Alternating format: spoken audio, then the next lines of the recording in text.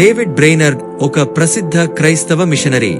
అనేక శ్రమలు సహించి ఎంతో క్లిష్ట పరిస్థితుల్లో కీకా అరణ్యములో ఉన్న రెడ్ ఇండియన్స్ మధ్య గొప్ప త్యాగపూరిత సేవ చేసి అనేకులకు మార్గదర్శి అయ్యాడు. డేవిడ్ బ్రెయినార్డ్ అమెరికా సంయుక్త రాష్ట్రాలలో 1718వ సంవత్సరంలో ఏప్రిల్ 20వ తేదీన అమెరికాలోని కనెక్టికట్ రాష్ట్రంలో జన్మించాడు. చిన్న వయస్సు నుండి ఆత్మను గూర్చి, మరణానంతర జీవితం గురించి ఆలోచించేవాడు. తన హృదయంలో నిత్య సంతోషం ఉండవలెనని, మరణిస్తే పరలోకం చేరాలని ఆశించేవాడు. 9 సంవత్సరాలకే తన తండ్రిని, 14 సంవత్సరాల వయస్సులో తన తల్లిని పోగొట్టుకుని అనాథైన బ్రెయినార్డ్ కృంగిపోయాడు. కాని చెడు స్నేహములకు దూరముగా ఉండి రహస్య ప్రార్థనలో, బైబిల్ చదవడంలో ఎక్కువ సమయం గడపటం అలవాటు చేసుకున్నాడు. తన 21 సంవత్సరాల వయస్సులో లోతైన మారుమనస్సు పొంది తన స్వనీతిని బట్టికాక దేవుని కృప వల్లనే రక్షించబడితినని చెబుతూ ఉండేవాడు. తర్వాత యేల్ విశ్వవిద్యాలయంలో విద్యను అభ్యసించాడు. కాని కొన్ని కారణాల వల్ల అక్కడి నుంచి తొలగించబడ్డాడు. తన విద్యాభ్యాసం మధ్యలోనే ఆయన హృదయంలో మిషనరీ సేవ చేయాలనే భారమొచ్చింది. 1742లో డేవిడ్ బ్రెయినార్డ్ మిషనరీగా నియమించబడ్డాడు. ఆయన అమెరికా ప్రాంతాలలోని స్థానిక ఆదివాసీ ప్రజలకు యేసు క్రీస్తు సువార్తను బోధించేందుకు వెళ్లాడు.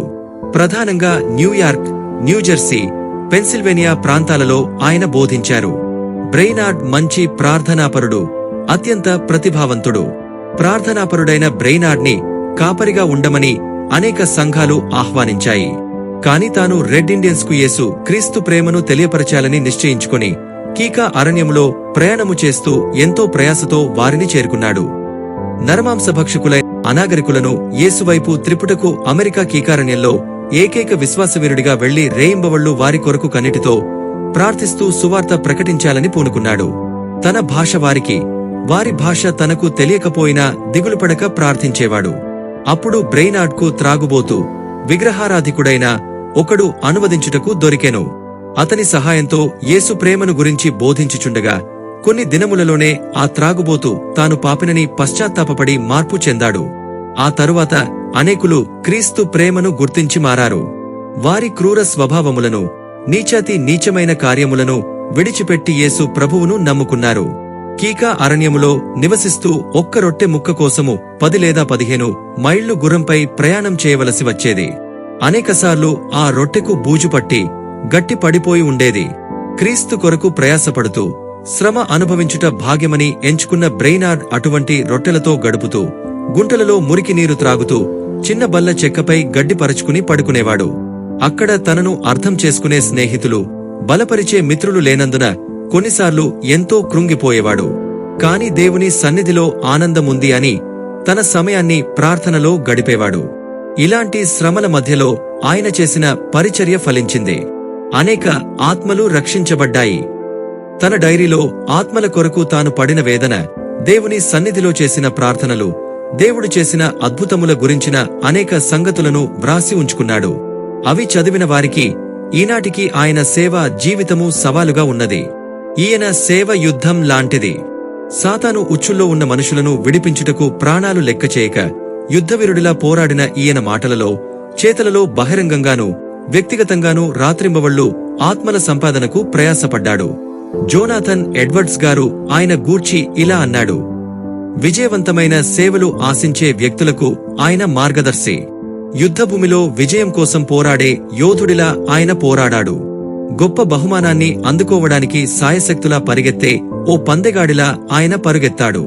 క్రీస్తు కోసం, ఆత్మల కోసం తపించిపోయి ఆయన చేసిన కృషి, ప్రయాసలు ఇంతా అంతా అని చెప్పలేము. సుఖమనేది ఎరుగడు. ఎప్పుడూ ఏదో ఒక అపాయానికి గురవుతూనే ఉండేవాడు. వేళకు భోజనముండదు, సరైన ఆహారము దొరకడం కూడా గగనమయ్యేది. ఇన్ని ఇబ్బందులకులోనే పశువుకన్నా హీనంగా బ్రతుకుతున్న ఈయన ఏనాడు మిషనరీ పని వదిలిపెట్టి పోవాలనే యోచన అతనికి కలగలేదు. అయినప్పటికీ గాలి పీల్చడం ఎంత సులభమో అతనికి ప్రార్థన చేయడమూ అంతే. ఆయన ఆశయం అంతా కూడా తను ఎవరి వద్దకైతే పంపబడ్డాడో వాళ్లు క్రీస్తు రూపంలోనికి మార్చబడాలి అని పట్టు విడువని ప్రార్థనా పరుడైన యాకోబుకు వారసుడిలా పట్టువిడవకుండా అనేక రాత్రులు ప్రార్థనలో పోరాడిన మహనీయుడు డేవిడ్ బ్రెయినార్డ్. అయితే బ్రెయినార్డ్ 29 సంవత్సరాలు జీవించి చేసిన సేవ 4 సంవత్సరాలే అయినా 70 సంవత్సరాలు జీవించి చేసిన సేవ కంటే ఎక్కువ సేవ చేశాడు అని అంచనా వేయబడినది. డేవిడ్ బ్రెయినార్డ్ నేను ఎంత బలహీనుడునైనా, ఎన్ని శ్రమలు ఎదుర్కొన్నా, నా మరణం వరకు అనేకులను ప్రభు దగ్గరకు నడిపించగలిగితే అదే నాకు 10,000 అని తన డైరీలో రాసుకున్నాడు. తన ఆరోగ్యము కన్నా అన్యజనుల రక్షణకు ప్రాధాన్యతనిచ్చి శరీర ఆరోగ్య విషయంలో జాగ్రత్త తీసుకోకపోవడం వల్ల బలహీనుడైన బ్రెయినార్డ్ వ్యాధిగ్రస్తుడయ్యెను. అయినను ఆత్మలను రక్షించాలనే భారంతో పరిచర్యను కొనసాగించాడు.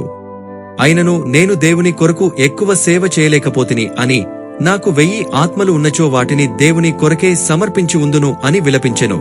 చివరికి 1747 సంవత్సరంలో అక్టోబర్ 9వ రోజు అనగా శుక్రవారం నాడు సరిగ్గా సూర్యుడు ఉదయించే వేళకు యేసు వచ్చెను. ఆయన ఆలస్యము చేయడు, నేను త్వరలో మహిమలో ఉందును, దేవదూతలతో కలిసి దేవుని మహిమపరతును అని పలుకుతూ ప్రభువు సన్నిధానానికి వెళ్లిపోయాడు.